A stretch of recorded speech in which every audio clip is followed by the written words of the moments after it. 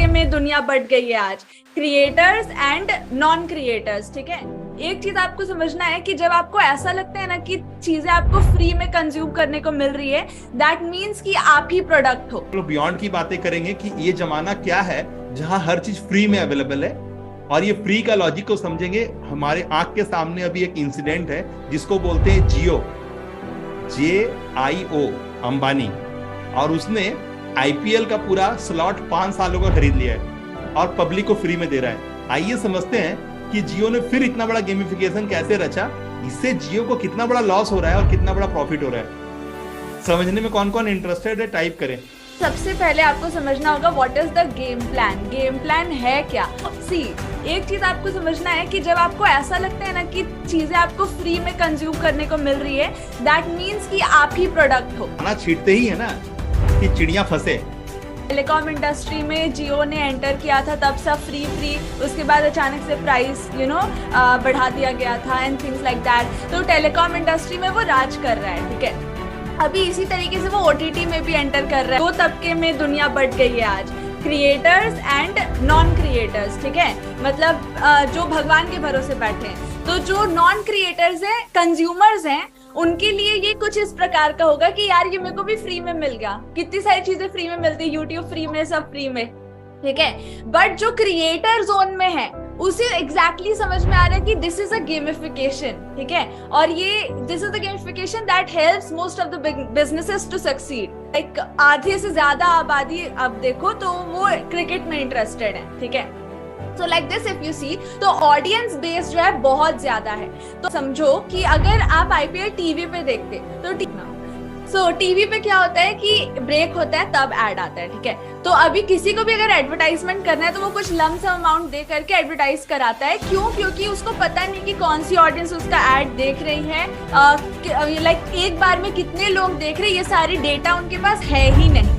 लेकिन यहाँ पर अगर आप देखो तो डिजिटल में क्या हो गया, अभी YouTube का एग्जांपल लेके समझो कि YouTube में व्यूज काउंट होते हैं, इंप्रेशंस काउंट होते हैं, कितने आईबॉल्स पड़े आपके एड में। ठीक है, ये काउंट होता है। अब क्या हो गया कि क्लासिफाइड डेटा आ गया। तो अगर एडवर्टाइजर्स को क्या है ना कि उनको द थिंग इज दैट कि जब आपके पास क्लासिफाइड डेटा होता है ना, आपके पास एक प्लस पॉइंट है कि आपको लाइक टारगेटिंग सही मिलती है। ठीक है, आप अब बिग लेवल पे खेल सकते हो क्योंकि आपके पास डेटा है, और जिसके पास डेटा है, यू ऑल नो, वो सबसे वो राज कर सकता है। ठीक है, so here you need to understand कि अब क्या हो गया, जियो के पास एक मोनोपोली है। एक तो IPL से ऑडियंस आई, अब ऑडियंस क्योंकि डिजिटल प्लेटफॉर्म पे आ रही है, तो वहां पर जैसे YouTube में काउंट होता है व्यूज, वैसे ही वहां पे डेटा शो करेगा। ठीक है, कि इतने आईबॉल्स पड़े। अब उनको अगर अपनी एडवर्टाइजमेंट शो करनी है, जैसे हॉटस्टार पे जाओगे तो एड्स आते हैं, YouTube पे जाओगे तो एड्स आते हैं, तो अब एडवर्टाइजर से जो वो पैसे लेंगे वो कोई लमसम अमाउंट नहीं लेंगे कि आप इतना मेरे को दे दो, कुछ ऐसा नहीं होगा। अब क्या होगा, एडवर्टाइजर से वो इंप्रेशंस के बेसिस पे, डेटा के बेस पे, अगर जैसे मान लो 1000 व्यूज है तो 1000 व्यू के बेस पे चार्ज करेंगे। अगर करोड़ों इन टर्म्स ऑफ अभी IPL के टर्म्स में 50 करोड़ 100 करोड़ लोग देखेंगे, ठीक है, करोड़ों की आबादी देखेगी, तो वो क्या होगा, अब करोड़ों की आबादी में मल्टीप्लाई करके वो एडवर्टाइजर्स को वो चार्ज करेंगे। ठीक है, तो they are showing you for free. जैसे YouTube में क्या है, हम लोग आपको वीडियोस फ्री में दिखाते हैं, लेकिन बैकएंड में हमारे लिए एडवर्टाइजर्स एड रन कर रहे हैं। ठीक है, जिसका रेवेन्यू हमें मिलेगा। तो not just this, there are so many other things. ठीक है, जिसको अभी मैं आपको डिटेल में पॉइंट आउट करूंगी। ठीक है, understand the game plan, there are 9 steps to it. सबसे पहली चीज है increased brand awareness and visibility, because it is for free. देखो अगर पहले साल में 5 साल का सब्सक्रिप्शन तो राइट्स तो मिला है, लेकिन पहले साल में अगर पेड कर देता, चाहे वो 9 रुपए क्यों ना हो, 10 रुपए क्यों ना हो, वॉटेवर, 1 रुपए क्यों ना हो, तो सब्सक्रिप्शन थोड़ा घट जाता। ठीक है, क्योंकि पे करना है, ये पहला साल है, सही चलेगा नहीं चलेगा वॉटेवर। ठीक है, लेकिन फ्री है, तो अब अगर फ्री में कोई आपको कोई चीज दिखा रहा है तो थोड़ा सर्वर डाउन हो या थोड़ा ऊंच नीच हो जाए तो आपको लगेगा कि चलो फ्री में दिखा रहा है। ठीक है, इतना तो हम लोग बियर कर ही लेंगे, है ना। तो पहले साल में उन्होंने फ्री में दिखाया। वहीं अगर सब्सक्रिप्शन होता तो ऑडियंस बेस कम हो जाती। ठीक है, फ्री है तो ऑडियंस ज्यादा है ना, तो उससे क्या हो गया, इंक्रीज्ड विजिबिलिटी। इसलिए आपके लीड मैग्नेट को हमेशा फ्री होना चाहिए, ठीक है, लाइक अभी दैट। आप इन सारी बातों का करोगे क्या? सुन तो लोगे, करोगे क्या? मनीष भाई, क्या करोगे? सीख करके, जान के क्या कर लोगे? क्या उखाड़ लोगे? क्या गाड़ दोगे?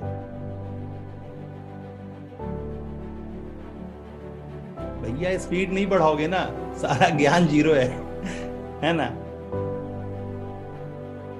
करना है तो करना है तो फिर मजा पता चलेगा क्या होता है, ठीक है ना? And actually with this 9 steps आप आज से ही शुरू कर सकते हो, क्योंकि it's all about free giving, gifting things, giving. जो गेटिंग है ना, गेटिंग तभी आता है जब गिविंग होता है, ठीक है?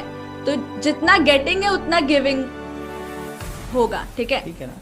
तो भेजा था आपके कुछ दिन पहले, मेरा ग्राहक कैसा, मेरा ग्राहक कैसा, ठीक है ना?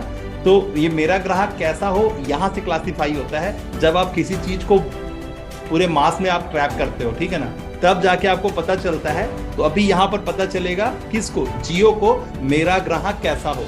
Now the classified data will let them know कि कौन सी ऑडियंस रिस्पॉन्ड कर रही है। Please brand awareness and visibility, ठीक है। Now as you see Jio Cinema क्या था कि अब ये एग्जांपल भी ले लो कि एयरटेल हो, वीआई हो, कोई भी सिम कार्ड हो, कहीं से भी वो लोग रिचार्ज करा रहे हो इंटरनेट के लिए, देखेंगे तो जियो सिनेमा पे। यानी कि जियो, अगर देखो नाम चेंज भी कर सकते थे, लेकिन जियो सिनेमा ही क्यों रखा? क्योंकि जियो सिम भी है, जियो सिनेमा भी है, तो मतलब क्या हो गया, नाम ब्रांड अवेयरनेस हो गई, ठीक है? कि अब लोग बोलेंगे कि जियो सिनेमा के लिए रिचार्ज कराना है, तो जियो जियो पूरा फैल गया, है ना? अब चाहे वो एयरटेल हो, वीआई हो, कोई भी तरीके का सिम कार्ड हो, चार्ज तो जियो सिनेमा के लिए कराएंगे वो लोग, ठीक है? ये बोल के कराएंगे। तो अभी क्या हो गया, एयरटेल में भी, वीआई में भी, सब में जियो का नाम फैल गया, ठीक है? क्योंकि एक ही नाम है ब्रांड का, तो यू नो लाइक सिम के लिए ना सही, सिनेमा के लिए फैल गया। मतलब मान ना मान, मैं तेरा मेहमान, यानी तू मुझे नहीं घुसाएगा अपने साथ तो मैं घुस जाऊंगा। एयरटेल के ना चाहते हुए भी जियो घुस गया, वीआई के ना चाहते हुए भी जियो घुस गया उसके मोबाइल में, उसके सिम में। यस, मतलब अब जियो, जैसे पहले जियो का सिम लेते थे तब जियो सिनेमा आता था, ठीक है? या जियो का फोन लेते थे तब आता था। अब क्या है, जिसके फोन में एयरटेल है, कोई भी सिम है, वो जियो ऐप डाउनलोड करे, ठीक है?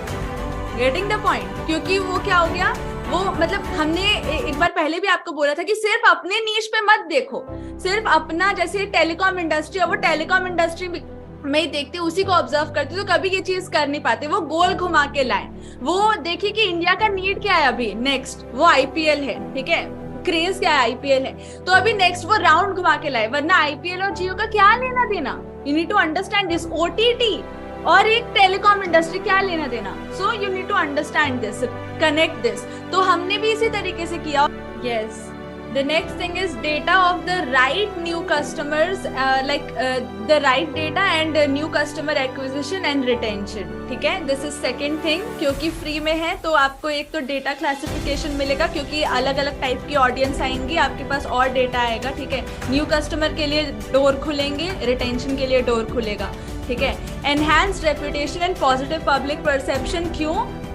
जैसे कि अभी पापा ने बताया कि ऑप्शंस दिया जाता है आपको, मतलब आपको एक फ्रेम में फिट कर दिया गया, यानी आप अब कुछ मतलब अपने से परसीव नहीं करोगे, आपको दे दिया गया कि मैगी मतलब मेरी मैगी, ठंडा बोले तो कोका कोला, ठीक है? शुभ वरदान यानी बदलाव हमसे है, ये आपको परसेप्शन मिल गया। अब आप अपने से सोचने के लिए यू नो माइंड अब बंद हो गया, ठीक है? क्योंकि उसको ऑलरेडी एक एंकरिंग पॉइंट मिल गया है, ठीक है? तो इस तरीके से यू नो दिस कि अभी क्या होगा ना कि यू नो जियो के प्रति या जियो सिनेमा व्हाटएवर, अंबानी जी के प्रति जो भी यू नो जो भी जियो से रिलेटेड, रिलायंस, अब क्या हो गया, और ज्यादा ट्रस्ट बिल्ड हो गया कि यार ये तो फ्री में दे रहे हैं, ठीक है? रेपुटेशन एनहांस हो गया।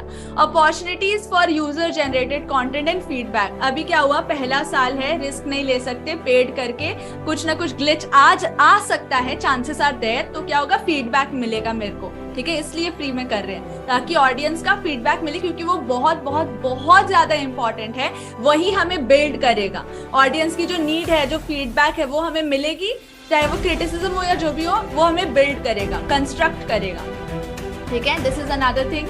Next comes potential for increased market share and competitive advantage मिलेगा। कॉम्पिटिटिव एडवांटेज क्यों मिलेगा? क्योंकि हमने जैसे फ्री में एंटर जो करता है, ये इसका बेस्ट एग्जांपल जियो का प्रीवियस सक्सेस भी है। उन्होंने फ्री में एंटर किया, आज राज कर रहे हैं। अभी ओटीटी में फ्री में एंटर किया, कल क्या पता कल भी राज करे, ठीक है, ओटीटी के प्लेटफॉर्म में। तो जो फ्री में एंटर करता है ना, उसको कॉम्पिटिटिव एडवांटेज मिलता ही मिलता है, ठीक है। इट्स जस्ट दैट आप कितना कंस्ट्रक्टिवली उस चीज को यूज कर रहे हो, फीडबैक्स लेके उसको बिल्ड कर रहे हो, ठीक है। So this is important, alright. Next thing is ability to establish a loyal customer base, ठीक है। ये एक आपको एक और अपॉर्चुनिटी मिलता है कि लॉयल कस्टमर बेस आपकी एस्टैब्लिश हो जाएगी अगर सब सही रहा तो, लोगों को पसंद आया तो, ठीक है। क्योंकि फ्री में आपने दिया, ज्यादा ऑडियंस आई, अब लॉयल आपको उसमें से छन जाएंगे। Potential for upselling and cross selling opportunities, again बहुत सारे लोग आएंगे क्योंकि आपके पास ऑडियंस ज्यादा है, फ्री में कर रहे हो, तो बहुत सारे लोग आएंगे कि मेरा भी प्रमोट कर दो, थोड़ा कहीं पे मेरा फोटो लगा दो या मेरे को शामिल कर लो, ठीक है। तो क्रॉस सेलिंग अपॉर्चुनिटीज मिल गया, ठीक है, कोलैबोरेशन हो गया, एडवर्टाइजर्स आ गए, ठीक है। कॉस्ट इफेक्टिव मार्केटिंग स्ट्रेटजी है, ऑब्वियसली फ्री में कर रहे हो, ठीक है। लो कॉस्ट मैन्युफैक्चरिंग कर रहे हो, what ever it is, like free में है, मतलब कॉस्ट इफेक्टिव, ठीक है। Now opportunities for partnerships and collaborations, ठीक है। अगेन ये क्रॉस सेलिंग इज कि आप क्रॉस सेलिंग कर रहे हो, दूसरे के प्रोडक्ट को प्रमोट कर रहे हो, एंड यहाँ पर क्या है कि पार्टनरशिप एंड कोलैबोरेशंस आप कर सकते हो, अलायंस बिल्ड कर सकते हो, ठीक है। क्योंकि फ्री में तो लोग चाहेंगे कि ज्यादा ऑडियंस है तो हम भी आए, ठीक है। सो लाइक दिस कोलैबोरेशंस, ठीक है। अभी कॉस्ट इफेक्टिव मार्केटिंग स्ट्रेटजी क्यों है? नॉर्मल लोगों को लगता होगा कि यार इनके लिए कैसे कॉस्ट इफेक्टिव है, क्योंकि ये तो सब फ्री में दे रहे हैं, इनका तो लॉस हो रहा होगा, लेकिन नहीं, कॉस्ट इफेक्टिव इसलिए क्योंकि जितना अच्छा ही है फ्री में, क्योंकि ज्यादा जो लोग मेरे को लाइक बैक करने वाले अपने एड से, अपने प्रमोशन से, जैसे एक यूट्यूब वीडियो हम फ्री में डालते हैं लेकिन उसमें एड्स आती है जिससे रेवेन्यू कलेक्ट होता है, तो वो लोग जो है वो तो फ्री की ऑडियंस ढूंढ रहे हैं ना, लाइक वो तो मतलब फ्री की ऑडियंस नहीं, वो ऑडियंस ढूंढ रहे हैं ज्यादा, ठीक है, राइट ऑडियंस, तो लाइक दैट, ठीक है। उनको ऑडियंस चाहिए, हम ऑडियंस ला रहे हैं, तो like we three are connected in that way. Clear हो रहा है? हम फ्री में बुला रहे ऑडियंस, उनको ऑडियंस चाहिए, तो हम आपसे पैसे नहीं ले रहे, लेकिन वो हमें पैसे देंगे क्योंकि हम उनके तरफ ऑडियंस ला रहे हैं अपने जरिए से, ठीक है। That is the thing, alright. So this is the game plan. इसलिए आपको समझना होगा कि क्यों इतना बड़ा शॉपिंग मॉल, अगर आप नॉर्मल कपड़े की दुकान में जाओगे तो जितना सर्विस नहीं मिलता, बड़े शॉपिंग मॉल में सब फ्री में मिलता है, ठीक है, एवरीथिंग लैविश, राइट। तो ये फ्री में देने वाला जब आपके पास गेम प्लान होता है ना, कि आपको पता हो कि अगर मैं फ्री में दे रही हूँ तो मेरे पास क्या लाइक आ रहा है, ठीक है, मेरा गेम प्लान क्या है, कैसे हम इसको कन्वर्ट करने वाले हैं, ये जब क्लियर होता है ना, तो आप कभी झिझकते नहीं हो फ्री में देने के लिए, ठीक है। और ये पूरा का पूरा like the best success strategy है। ये बस माइंडसेट है। अगर अभी ट्रेडिशनल पैटर्न में देखा जाए तो ये आपका माइंडसेट है, इस लेवल पे माइंडसेट डेवलप करना पड़ता है, ठीक है ना। ये अलग तरह का माइंडसेट है, ठीक है ना, ये अलग तरह का माइंडसेट है। इसीलिए मैं बार बार बोलता हूँ कि don't be cheap in the journey of greatness. जब आप मानवता की सेवा में निकल रहे हैं ना, जब आपका मोटो है, तो अपने आप सारा चीज इकोसिस्टम है, वो वहीं से कलेक्ट होना शुरू हो जाएगा। आपको पाइपलाइन खाली बिछाना है, उसके बाद फिर वो पाइपलाइन जीवन भर आपका पाइप से अपना काम करेगा और आपको उसका रॉयल्टी और उसका रिस्पेक्ट एंड रिगार्ड मिलता चला जाएगा। तो आपको एक बार इंफ्रास्ट्रक्चर बिल्डर बनना है। yes. एक बार आपने इंफ्रास्ट्रक्चर, जैसे मैंने पिछले 1-2 क्लास में बताया कि मैंने इतनी सारी बातें, इतनी सारे क्लासिफिकेशंस, मैंने इतनी सारी क्लैरिटी जमा कर दी है ना, कि अब मेरे बराबर में आने के लिए लोगों को फिर 4 साल 5 साल पापड़ बेलना पड़ेगा, तब तक टेक्नोलॉजी और नेक्स्ट चरण सीमा में चली जाएगी और मैं रुकता ही नहीं हूँ। मेरा स्थिति क्या है कि मैं रुकता ही नहीं हूँ, हर बार जो नई बातें आ रही है मैं उसके साथ अपने स्टूडेंट के साथ खड़ा हूँ। करना होगा आज